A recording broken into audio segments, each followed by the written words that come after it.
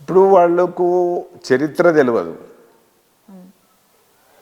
ఆ రాజకీయ నాయకుడైనా ఇంకే రాజకీయ నాయకుడైనా వాళ్ళకి రాజకీయం తెలియవచ్చు, కానీ చరిత్ర తెలియదు, సంస్కృతి తెలియదు, సాహిత్యం తెలియదు.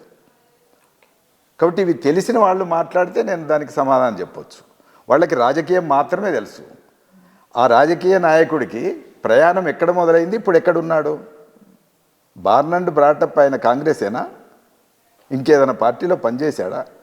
ఇంకేదైనా పార్టీ నుంచి నిలబడ్డా, మారాడా? ఇవన్నీ ఉన్నాయి కదా ఒక చరిత్ర.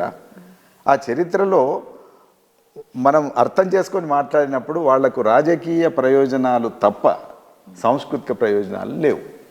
నేను ఎందుకు అంటున్నానంటే, బతుకమ్మ అనేది ఎందుకు ప్రత్యేకమైనటువంటి పండగ లేదా ఉత్సవం అని అంటున్నానంటే, రెండు అంశాలు ఆయన కూడా అర్థం చేసుకోవాలి. ఆయనకు కూడా మళ్ళీ తిరిగి మీ ఛానల్ ద్వారా చెప్పదలుచుకున్నది ఏంటంటే, ఇది వ్యవసాయానికి సంబంధం ఉన్నటువంటి పండుగ. వ్యవసాయం పచ్చగా ఉండి పంటలు బాగా పండాలి అని అనుకున్నప్పుడు చెరువులు తవ్వారు.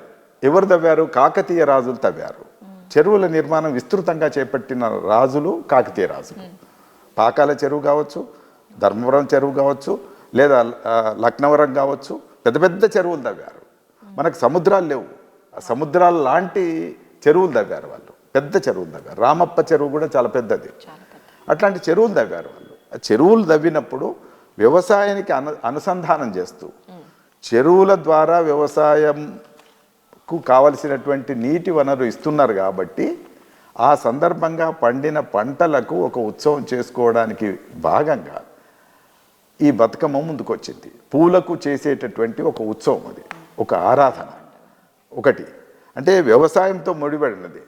అన్ని సంస్కృతులు కూడా వ్యవసాయ సంస్కృతి నుంచే రూపొందినవి.